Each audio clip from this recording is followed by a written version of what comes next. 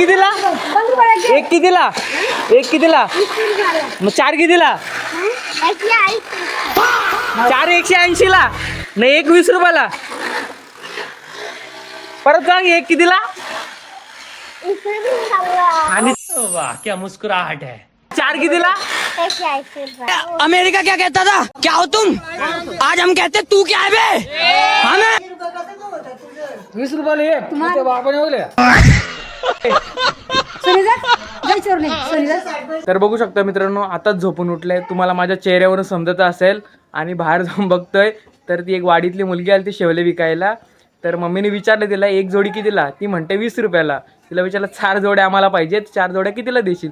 ती म्हणते 180 रुपयाला. तिला सांगितलं असेल 80 रुपयाला दे, पण ती म्हणते का 180.